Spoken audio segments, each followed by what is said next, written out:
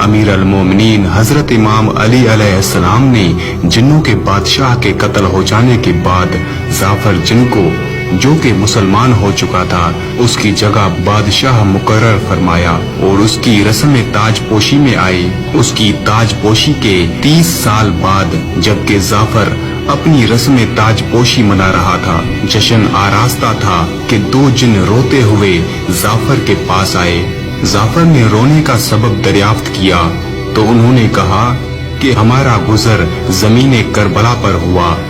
हमने देखा कि इमाम हुसैन अलैहिस्सलाम इब्ने अली अलैहिस्सलाम अकेले रह गए हैं। यारो अंसार, अजीज व अकरबा, भाई भतीजे सब कत्ल हो चुके हैं और इमाम मजलूम बुलंद आवाज में फरमा रहे हैं, आया है कोई ऐसा जो इस बेकसी में मदद करे।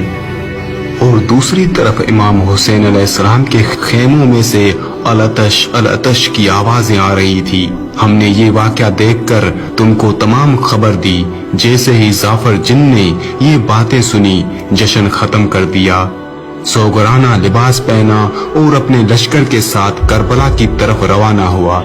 अल्लामा दरबंदी ने इस वाक़े को तफसीलन नकल किया है और हम जाफर जिन की ज़बानी दर्ज करते हैं। जाफर जिन कहता है कि जब मैं वारदे करबला हुआ, इमाम हुसैन अलैहिस्सलाम की मददयारी के लिए मंसूर फरिश्ता अपने गिरोह के साथ हाजिर है। उसके गिरोह की तादाद तकरीबन कई हजार है। नसर फरिश्ता भी अपने गिरोह के साथ मौजूद है।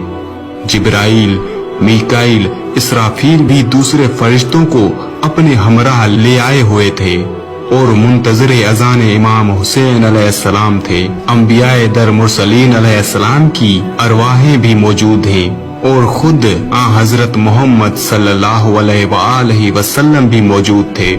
लेकिन इमाम हुसैन अलैहिस्सलाम 1950 जख्म खाए हुए लश्कर के सामने खड़े थे और अरवाहे अंबिया सामने मौजूद थे, मगर सब खामोश हैं।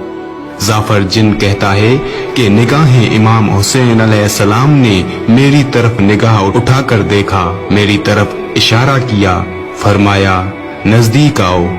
मैं नजदीक गया, रकाब तोसन को बोसा दिया। मैंने अपना लश्कर पीछे छोड़ा हुआ था और खुद इमाम हुसैन अलैहिस्सलाम की खिदमत में हाजिर हुआ था। जाफर जिन एक अजीब तरह के घोड़े पर सवार था।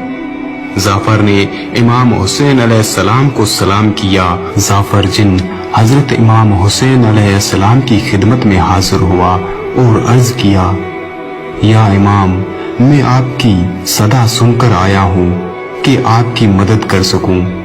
मैं आपके नाना के साथ जंगे बदर में भी लड़ा था। अगर आप इजाजत दें तो मैं इन यजीदियों को मजा चखाऊं। इमाम हुसैन अलैहिस्सलाम ने फरमाया, नहीं जाफर, सदा सिर्फ इंसानों के लिए थी। और आपने जवाब देने के बाद फरमाया कि ए जाफर, तू कहाँ था? उसने कहा कि मौला, मैं अपनी रस्म ताजपोशी का जश्न मना रहा था कि मुझे खबर मिली कि आप करबला में इस हालत में हैं। मौला, मुझे इजाजत अता कीजिए। आपने फरमाया कि ए जाफर, तुम्हारी यारों सी वफादारी से खुदा और रसूल खुश हैं। लेकिन ए जाफर, मैं तुम्हें किस तरह इजाजत दूं?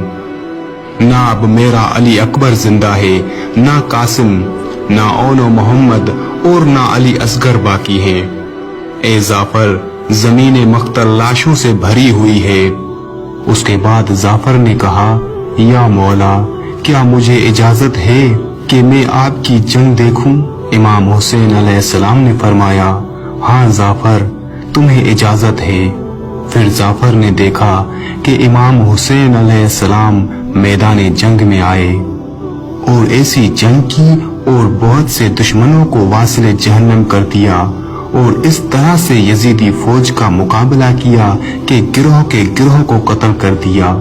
ये देखकर जाफर जिन बिल्कुल हैरान हो गया। जिसके बाद जाफर जिन ने देखा कि एक नूरानी हाथ बुलंद हुआ, जिसके इशारे से इमाम हुसैन अलैहिस्सलाम ने जंग रोक दी। जाफर ने हजरत इमाम हुसैन अलैहिस्सलाम से पूछा और कहा, या इमाम, मेरे मौला, میں نے آپ کی جنگ دیکھ لی، لیکن جو ہاتھ بلند ہوا وہ کس کا تھا جس کے ایک اشارے پر آپ نے جنگ روک دی؟ امام حسین علیہ السلام نے فرمایا، وہ میری والدہ محترم کا ہاتھ تھا۔ انہوں نے مجھے فرمایا، میں نے تمہاری شجاعت دیکھ لی، اب صبر کرو، کیونکہ شجاعت آپ کو اپنے بابا امام علی علیہ السلام سے ملی، اور صبر ماں بی بی فاطمہ زہرا سلام اللہ علیہا سے۔ پھر آپ نے حکم دیا کہ اے جعفر واپس جاؤ اور میری مصیبت یاد کر کے گریہ کرنا۔ جعفر حکم امام حسین علیہ السلام سن کر نصرت کرنے سے مایوس ہو گیا اور بیرالعلم واپس آ گیا۔ اس نے وہاں پہنچ کر مجلس عزا قائم کی۔